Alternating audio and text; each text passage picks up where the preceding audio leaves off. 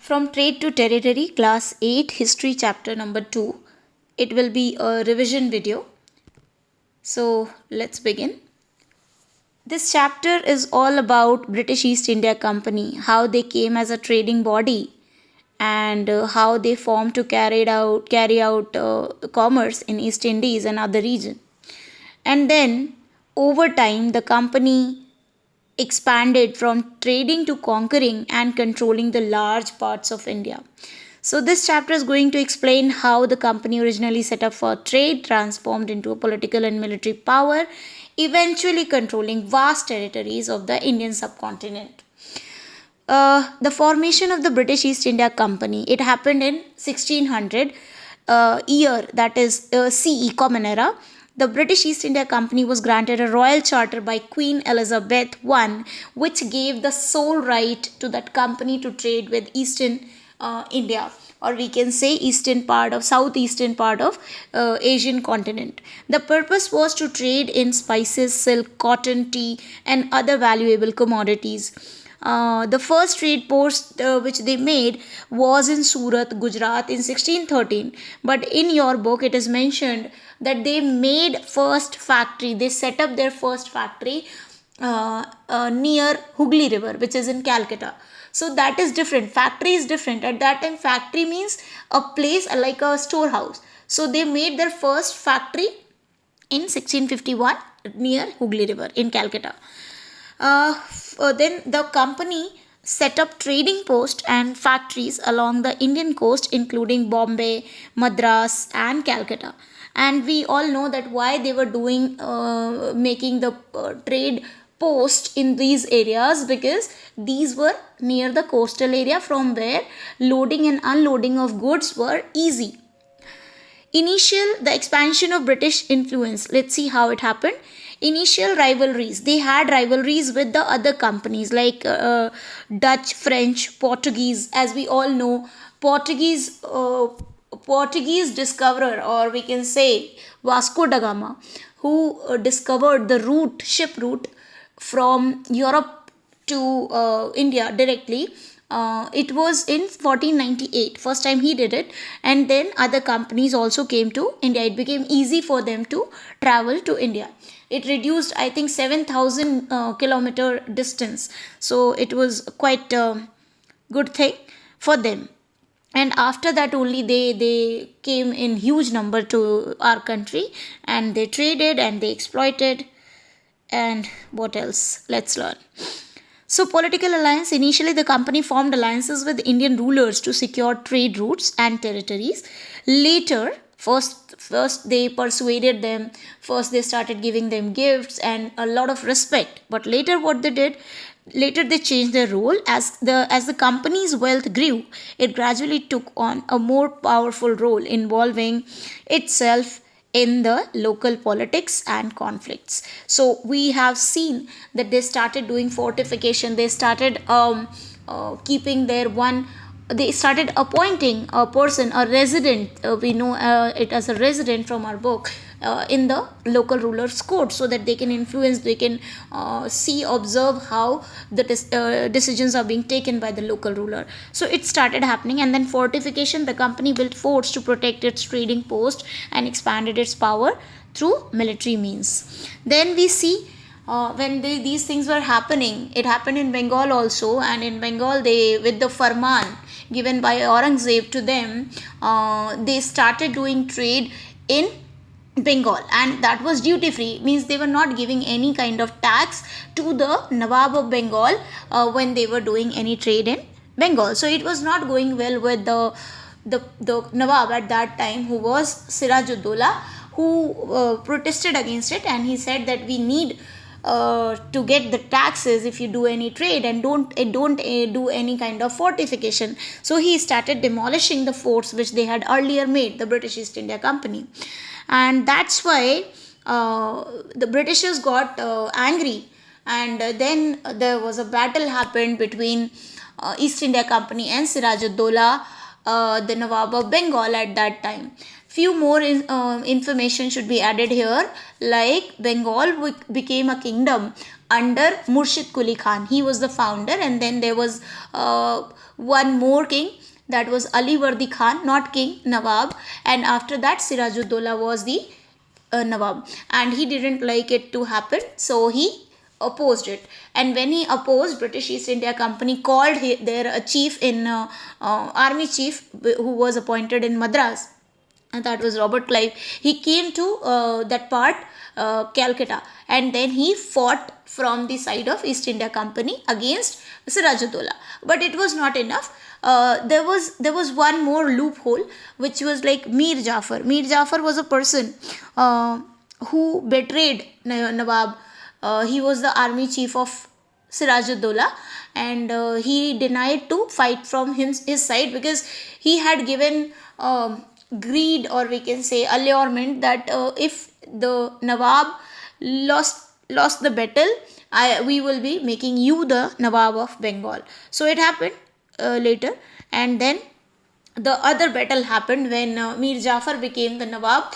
The second battle happened in 1764, because he also didn't like the ruling of British East India Company, the way they were exploiting, and after giving some bribe, or we can say gifts to the king, they used to exploit a lot. So this was not liked by Mir Jafar. He was removed, and then Mir Qasim came into power. He also became the puppet ruler. Later Mir Jafar again came in the power, and then this battle happened, the Battle of Buxar, and again it was in the Bengal territory. Now it is in Bihar. So this happened, and what happened in this, the victory of Buxar gave the British the authority to collect revenue in Bengal, solidifying their political and economic control. So after this battle, completely Bengal was being controlled by British East India Company. They got all the rights from Shah Alam on 12th August 1765. So after that, Diwani rights was given to the company, and it means that now they will collecting the taxes. But at that time, Robert Clive started dual, or we can say diarchy system of government, where the Diwani rights were with the company, but ruling, or we can say administrative work, was being done by the ruler. It means they didn't want to take any kind of responsibility. So that's why this was done. And then we see how the British East India Company play governance role of government in India. So Nawab's authority reduced after the Battle of Buxar. The British East India Company took over the administration of Bengal and reduced the power of local rulers. Diwani rights was given to the company by Shah Alam in 1765, and then dual government was started, as I explained right now in just 2 minutes ago. The British set up a system where the company controlled the revenue collection, while the Mughal emperor still held the nominal power. Means the administrative work will be taken care by the ruler, local ruler, or we can say Mughal emperor.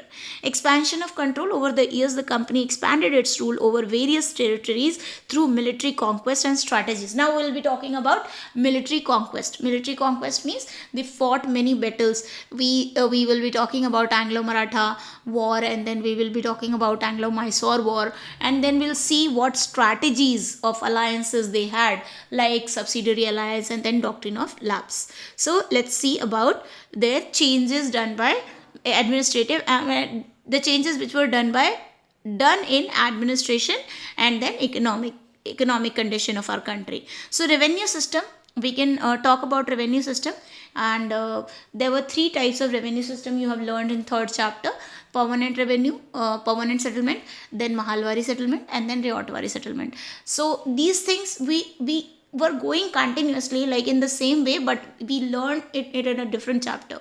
But these changes were introduced during the first government, like Warren Hastings and then Cornwallis, they came. So in their time period, the changes started occurring. Impact on agriculture. So the British emphasis on cash crops led to decline of food grain cultivation. So they wanted more of profit. That's why they didn't take care of the food grains, but they wanted all the cash crops to be grown so that they get money. rise of the zamindars, they gave more power to the zamindars and said that you will collect the revenue. And trade and industry, the British controlled the trade routes and introduced industries that benefited Britain.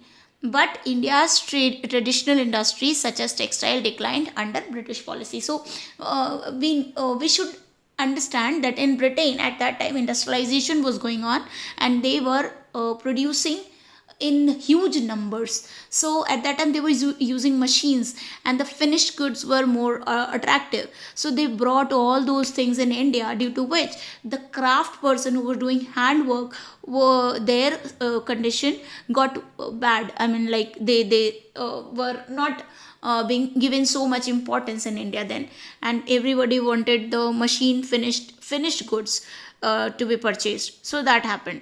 And then cultural changes, what cultural changes it brought? The British introduced Western education laws, but they also undermined traditional Indian system. Social reforms, some British officials like Lord William Bentinck will be talking about it, banning sati, and then English education was promoted. These things happened.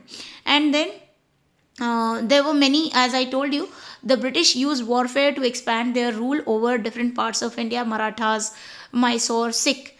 They also applied subsidiary alliance. The British under Lord Wellesley used the subsidiary alliance system to bring Indian rulers under British control by making them dependent on the British army for protection. So we know that subsidiary alliance was started by Richard Wellesley, and it was started in 1801, and it was first under this Awadh was controlled in 1801. So it was a kind of alliance, or we can say friendship, in which Britishers told that we will help. British East India Company said that we will help the local ruler with the army, and the local ruler will pay them salary. Rest we will take care of their training and everything. So that will happen. And if the ruler is not able to give salary to these people, then we will capture a small segment of their territory, and we will give them the salary through the taxes which we collect from that small segment. So this was what is known as subsidiary alliance. And in the beginning the ruler agreed, but later they understood. That's why we see in 1857 they started revolting against such situation. So it happened. Then we have doctrine of lapse, which was started by Lord Dalhousie. He used this policy to annex kingdom that had no direct heir, like who did not have the biological son. The ruler who did not have biological son, their territory was captured by the British East India Company. Under this, Satara comes, Jhansi, Nagpur, Sambalpur, these areas come. Okay, so if we go to the end, before the end comes, I would like to share with you about the two big wars, like under which there were so many battles. I would like to discuss with you that also. So let's start with the Maratha War. So Maratha War happened in three phases. Like there were three battles happened under Maratha War. And why it happened? Because they wanted to capture the area. That was a military conquest. So they wanted to capture the area under Marathas.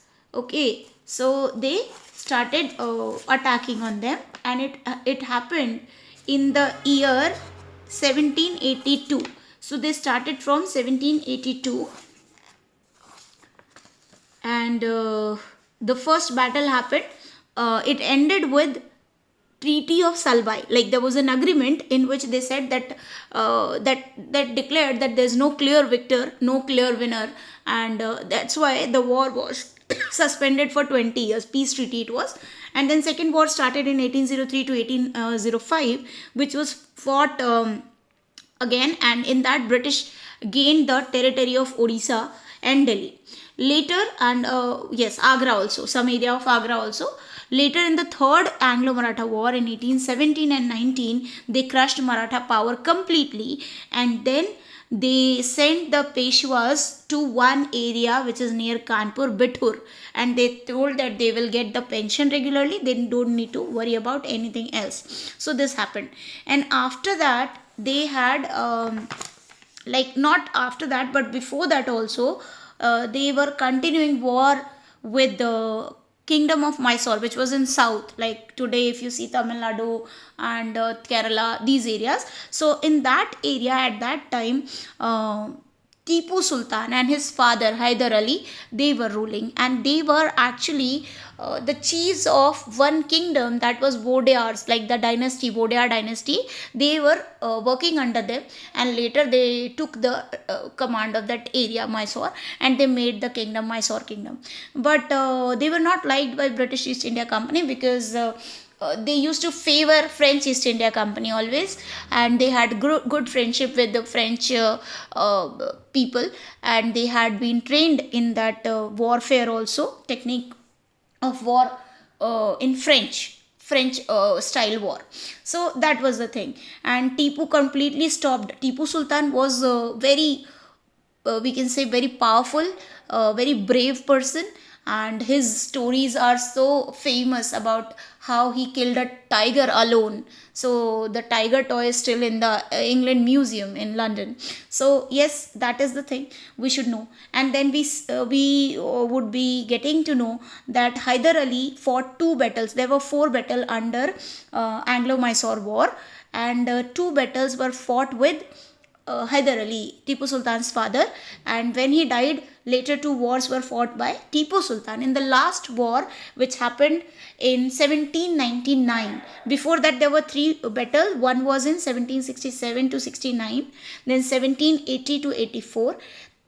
Third was in 1790 to 90 to 92, and then last one was 1799. In that battle, which happened in the capital of Mysore kingdom, that was Seringapatnam, there Tipu died, and after that they captured the Mysore kingdom, and they made hostages to son of Tipu Sultan, and then they gave the area to Vodeyar, the original rulers of that area. So they gave it to them, and then subsidiary alliance was imposed in that area. So this happened in these two wars. And to claim paramountcy means actually, the you can say, the supremacy. So British East India Company wanted everyone to understand that they are the supreme power. For that they have done all these things, like doing military conquest, doing different strategies, policies, like doctrine of lapse and subsidiary alliance. Everything was done under this aim, or we can say goal, that they wanted to become the supreme paramount power in our country.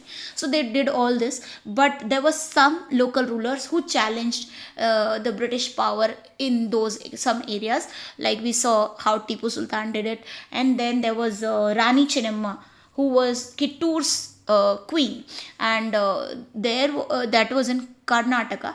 So she fought it till the end, and she was arrested in 1824, and then later his chowkidar, she died in 1829.